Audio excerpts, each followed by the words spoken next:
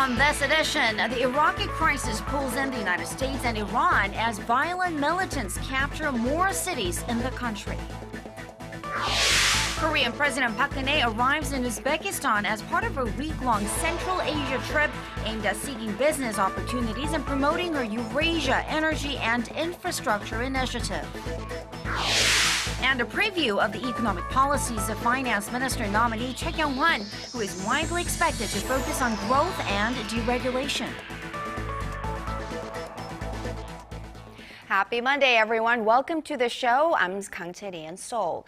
We begin with President Park Geun-hye's tour of Central Asia today. She embarked on a week-long trip earlier this morning and has arrived in Tashkent, Uzbekistan. From this regional tour, the Korean leader is seeking more opportunities for Korean businesses and promoting her Eurasia energy and infrastructure initiative. Our presidential office correspondent Choi Kyung-hwan reports. President Park embarks on state visits to Uzbekistan, Kazakhstan, and Turkmenistan this week. The president looks forward to enhancing cooperation with the Central Asian countries by expanding Korean businesses' economic projects in the region and reaffirming trust and ties with the heads of visiting nations. In Tashkent, the Korean president and her Uzbek counterpart will seek ways to bolster their strategic partnership.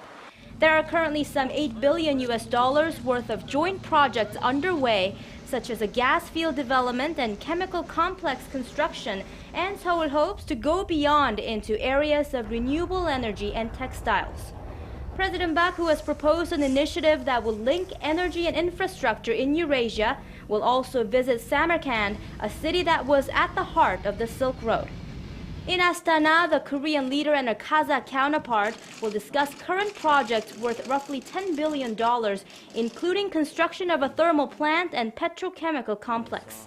Seoul will sign a deal to participate in Astana's rail development, with hopes it will lay the groundwork for President Park's Eurasia initiative. There will be talks on the North Korea nuclear issue, since Kazakhstan achieved significant growth after voluntarily giving up its nuclear arms.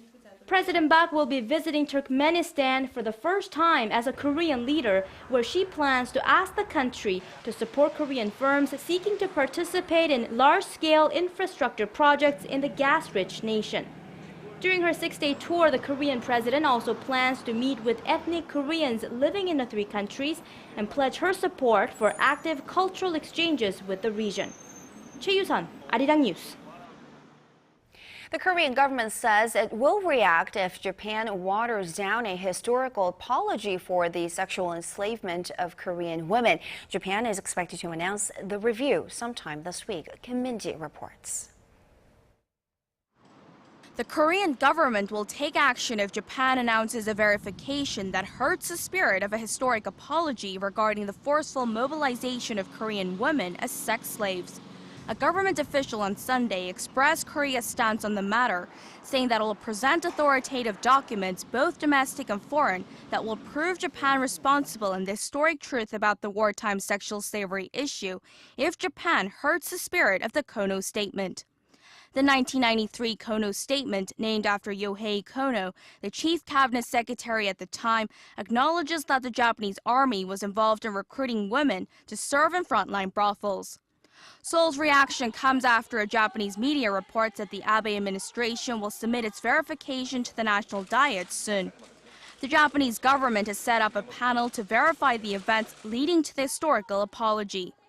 The Korean official added that the Kono Statement was drawn up after an independent investigation by the Japanese government based on on-site inquiries, official documents, and testimonies from Japanese soldiers, related officials, and victims of sexual slavery. Korea has long pressed Japan to address the grievances of victims of Japan's wartime sex slavery by offering a formal apology and providing them with compensation. Japan has refused to do so, saying the issue was resolved by a 1965 treaty. Time is running out for the 54 surviving Korean victims, whose average age is 88. Kim Min-ji, ARIRANG News. Meanwhile, Japan's chief cabinet secretary told reporters earlier this afternoon that the Japanese government was willing to provide an explanation of their review of the Kono Statement upon Korea's request. And in other stories, South Korea repatriated 5 North Korean fishermen who were rescued last Friday in a fishing boat that was sinking in waters near the South Korea-controlled Dokdo Island. The Unification Ministry said Monday that the North Koreans, ranging in age from their 20s to 40s, were repatriated at around 4 p.m. Korea time through the truce village of Panmunjom. All 5 of them had said they wanted to return to North Korea. Now, this comes a couple of weeks after 3 other North Korean fishermen were picked up in South Korean waters. Pyongyang demanded they all be returned, but South Korean authorities allowed 2 to stay behind per their request. New data suggests that while there's been a steady decline in the number of nuclear warheads over the past 5 years, world powers appear determined to keep sizable numbers of such weapons of mass destruction for the foreseeable future. That's according to an annual report released Monday by the Stockholm International Peace Research Institute.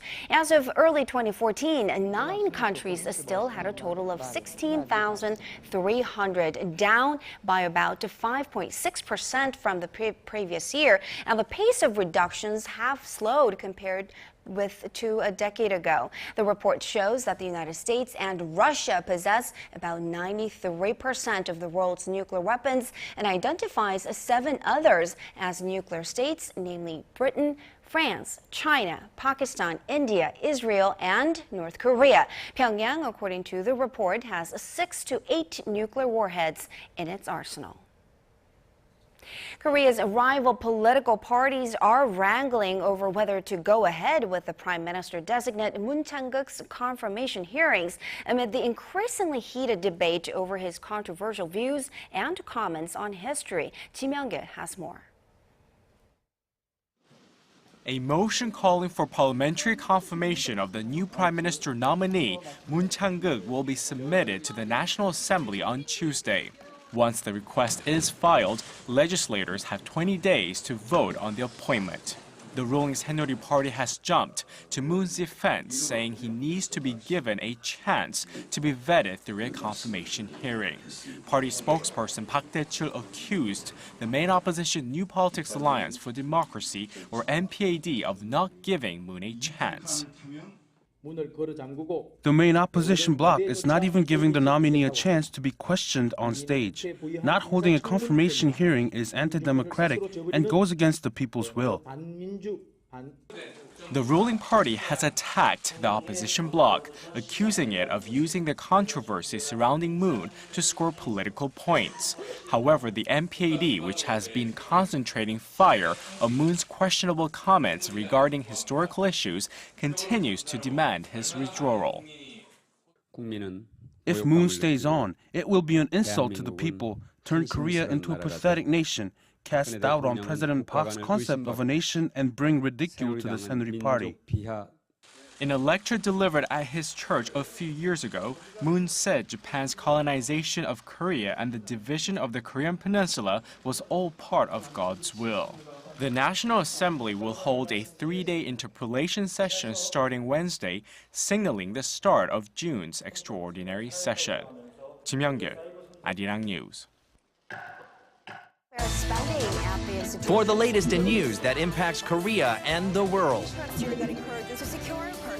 join Kang Chae-ri for a lively half hour that covers politics, business, international news, and much more.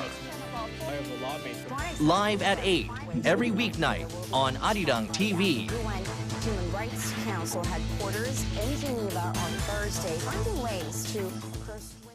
The Park Geun-hye administration's made deregulation one of the cornerstones of its plan to revive the Korean economy. It stands to reason, then, that the president's pick to be her next finance minister is on the same page. Our Kim Ji-yeon tells us more. Finance Minister nominee Choi Kyung-hwan says one of his top priorities, if confirmed, will be to ease financial regulations. It's a pledge that falls right into the Park Geun-hye administration's drive toward deregulation in the financial sector and housing market. Choi compared the current situation in the housing market to the middle of winter, when people lack vitality and their activities dwindled to a minimum. The nominee says current regulations are not helping. Choi said they don't address the primary problems and that they were imposed years back when the market was flourishing. If approved by the National Assembly, Choi is expected to make a push to break down some of the barriers for home buyers, including those that put a limit on the amount of loans people can borrow from lenders, depending on their financial conditions. In order to ease the burden for home buyers, I will ease loan-to-value and debt-to-income rules that are currently putting the brakes on the housing market. Choi Kyung-hwan says the government's main focus should be on reviving the Korean economy and promoting the happiness of the people. He has so far refrained from commenting on the strengthening local currency, calling it a sensitive issue that must be dealt with more scrutiny. Kim Jeon, ARIRANG News. Fresh data provided by the CIA serves as a good reminder that Korea has one of the lowest fertility rates among the world's advanced economies. Our Connie Kim tells us more. Low employment rates, smaller incomes, and difficulties finding places to live. It's a recipe that has resulted in Korea having one of the lowest fertility rates in the OECD. Data recently released by the World Factbook produced by the Central Intelligence Agency estimates Korea's total fertility rate at 1.25, which represents the number of children a mother is expected to have over her lifetime.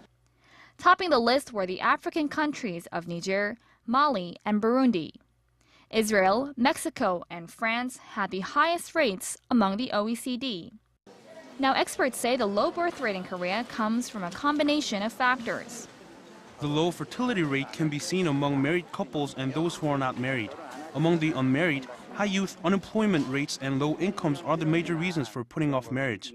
Among married couples, the financial hardships associated with raising kids act as a deterrent from getting pregnant. Last year, 67% of the $14.1 billion spent by the Korean government on raising the nation's fertility rate was funneled into support for childcare. Yang says there is more that can be done. In 2009, France poured in about 4% of its yearly budget to tackling the low birth rate, while Korea spent only about 1%. Experts say the low birth rate will ultimately lead to a decrease in the working population, resulting in a slowdown in production and a reduction in consumption, which could bring down Korea's economic growth rate down to about 1.7% in the next 20 years. Connie Kim, ARIRANG News. If you have a smartphone or a tablet PC, chances are that you depend on its camera to capture special moments in your life, and more of the world's smartphones are depending on Korean-made camera modules to provide that opportunity. Market investigation organization Research in China says that the market share for Korean tech firms in complementary metal oxide semiconductor or CMOS camera modules reached a combined 50% last year for the very first time. Since 2011, Korea's LG Innotek has led the global market with a nearly 17% market share. Samsung Electromechanics and Taiwan's Light-On Technology round out the top three. Global sales of CMOS camera modules rose from $11.5 billion in 2012 to $13.7 billion last year.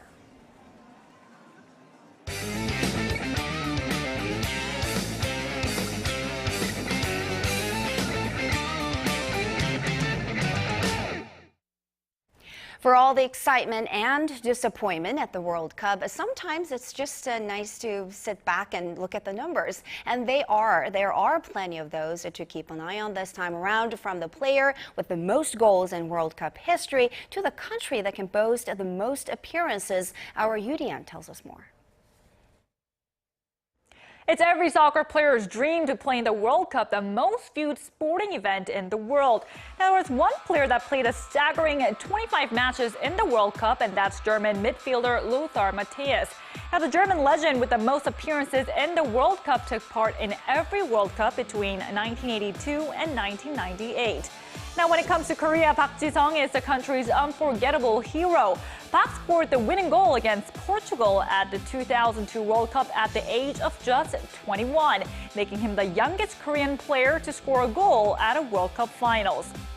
Now, if there was a perfect attendance award given out for the World Cup, it would go to Brazil. Brazil was the only nation to have appeared in all 20 World Cups. The soccer mad nation has also picked up the trophy a record 5 times. Now, Brazilian striker Ronaldo holds the record for the most number of goals scored, amassing 15 in 3 tournaments.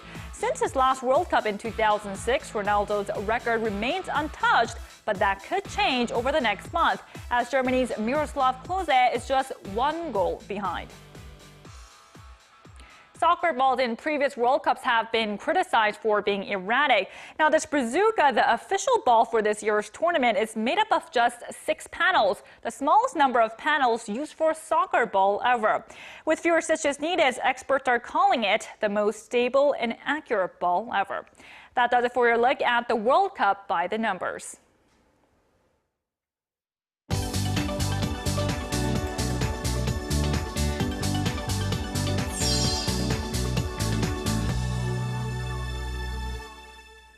Sunni-led insurgents who have rapidly taken over northern parts of Iraq have released photos that look like they're showing their fighters carrying out a massacre of Iraqi troops. For more on this story, Paul is joining us. Paul, these photographs are extremely graphic and show hundreds of unarmed soldiers being executed. Do we know at this point, though, if they're authentic? They have not actually been confirmed by an independent body. However, an Iraqi military spokesman said they are authentic and appear to have been taken place after the militants took over the city of Mosul. This as another suicide bombing rocked the capital Baghdad on Monday, killing at least 9 people and injuring 20 others. We warn you, some of the images you're about to see are disturbing. Our Shin Se-min reports. These are images that seemingly show militants from the Islamic State of Iraq and the Levant, or ISIL, taking aim at captured Iraqi soldiers. The photos, posted on a militant website on Saturday, end with the final image showing the bodies of the captured drenched in blood after being shot. Iraq's chief military spokesman confirmed the authenticity of the photos and said the images showed around 170 Iraqi troops who had been killed. The militants claim to have executed 1,700 Iraqi soldiers, but the government would not confirm the information. The militant forces are spreading to northwest of the country after taking over a number of key cities, including Mosul, the second largest city in the country. The Iraqi government has reinforced defenses around the capital. However, a series of explosions inside Baghdad killed over a dozen and left more than 40 injured. And according to a U.S. military official, around 150 U.S. Marines have been sent to Baghdad to help bolster security at the U.S. Embassy. Most of the staff are being evacuated to safer parts of Iraq or to neighboring Jordan. U.S. Defense Secretary Chuck Hagel ordered the USS George H.W. Bush to the Persian Gulf on Saturday, raising the possibility of imminent U.S. airstrikes. U.S. President Barack Obama, however, said on Friday that any strike in Iraq will have to be coordinated with a thorough plan from Iraq's political leaders to set aside their sectarian differences. Shin Se-min, ARIRANG News. Meanwhile, South Korea's foreign ministry says all 1,300 or so South Korean nationals in Iraq are currently in regions that are considered relatively safe, like the capital, Baghdad. The ministry said 24 nationals who had been situated in dangerous regions have been relocated to safer areas or have returned to Korea. The South Korean government has also formed a special task force to monitor the safety of South Koreans in the country on a day-to-day basis. That's right. I'm certainly watching this situation in that country. And as the violence in that country intensifies, the world is also watching the global oil prices. Paul, we've been already seeing international markets push up this benchmark prices of oil. Is this a purely reactionary response to the unrest in that country, or should countries brace for even higher prices from here on? Well, the escalating tensions in Iraq come at the worst time as Western countries hit their seasonal peak demand. Iraq has the world's 4th largest reserves of oil, with exports reaching 2.5 million barrels per day in April. But the key factor here is if Iraq falls further into instability, disrupting southern supply lines at the heart of the country's oil industry. Our Connie Lee has more.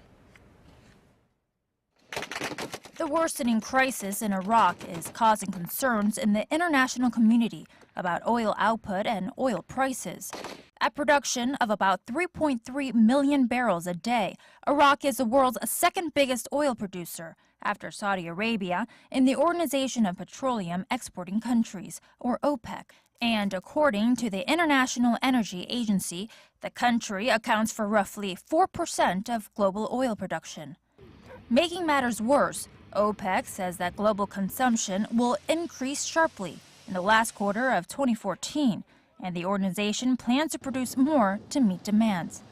Worries of a civil war breaking out in Iraq have startled markets and pushed the international benchmark to a 3-month high above $110 a barrel. We are still very sensitive what goes on in the Middle East. There's no question that spills over, and that's reflected in the Brent price usually. And it's a global market, so everything is interrelated. So what goes on there affects us also. Surging oil prices could also have an impact on Korea. According to the Korea National Oil Corporation, Iraq is the nation's 5th largest oil supplier, making up nearly 8% of its imports. The 100 or so Korean companies operating in Iraq are watching the turn of events closely. An emergency meeting in Seoul on Sunday, attended by the Minister of Trade, Industry and Energy, and officials from state-run and private sector firms, concluded that Korean companies in Iraq have not yet been affected by the unrest. Connie Lee, ARIRANG News. And moving on to China, Paul, 3 people have reportedly been sentenced to death over a brutal attack in Beijing last year that killed 5 and injured 40 others. What were the exact charges? Well, state media says 3 were convicted of organizing and leading a terrorist group, as well as using dangerous methods to endanger public security. Some 400 people attended the public trial at a court in the house in Urumqi on Monday. Police played video footage of Tiananmen Square last October that showed the group plowing through a busy crowd using a white Jeep. They also showed other evidence, including swords and ropes used in the subsequent attack. Another woman was given a life sentence, while 4 others received jail terms ranging from 5 to 20 years. All those sentences appear to have ethnic Uyghur names. The Chinese government has blamed the incident on Islamist militants from the northwestern Xinjiang region, home to the mostly Uyghur Muslim minority. And finally, turning now to Colombia, where President Juan Manuel Santos has won re-election in one of the country's closest presidential races in years. Paul, despite concerns of rising crime and unemployment, it looks like peace was the most important issue in this campaign. That's right, Chetty. Santos ran on a platform of continuing controversial peace talks with the leftist FARC rebels. It's a conflict that's been waged for over half a century, claiming the lives of over some 200,000 people, mostly civilians. With nearly all the votes counted on Sunday, Santos emerged victorious with nearly 51% of the vote, while his challenger, Oscar Ivan Zuluaga, gained 45%. The National Election Council said that 47% of the country's eligible voters cast ballots. Zuluaga and his Democratic Center Party have fiercely opposed any meetings with the rebels unless they lay down their weapons.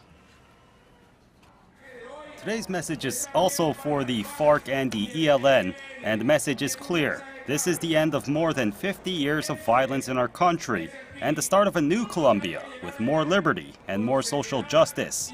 A Colombia in peace. Colombia, however, remains deeply divided. Many Colombians are outraged that FARC leaders were given amnesty and even allowed to hold public office as part of a peace settlement. Meanwhile, a FARC spokeswoman in Havana said the rebels had no comment on the election results. Chetty? All right, Paul, thank you very much for those stories, and we'll see you back in just about 2 hours.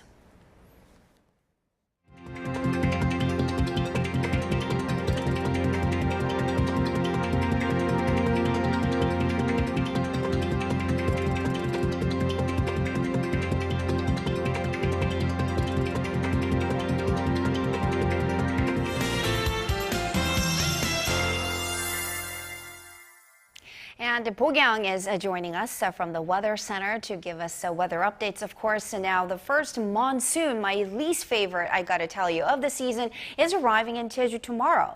That's right, and a pre-heavy rainfall watch has been issued there. Now, this is because heavy clouds are moving in over the southern regions, leading to showers down on Jeju, where 20 to 60 millimeters is forecast for tomorrow. Just when we thought we were done with all the rain, more is is forecast not only for Jeju but also for parts of Gyeonggi-do province, where the showers may be accompanied by strong winds and thunder. But it won't be until later this month that the monsoons will hit the inland regions. On to tomorrow's readings. Seoul reaches 28 degrees, while cloudy skies are expected for cities down south, with temperatures there making it to the mid-20s. On to other places. Rainy Jeju hits 21, Dokdo and Mount Kumgang peak in the high teens.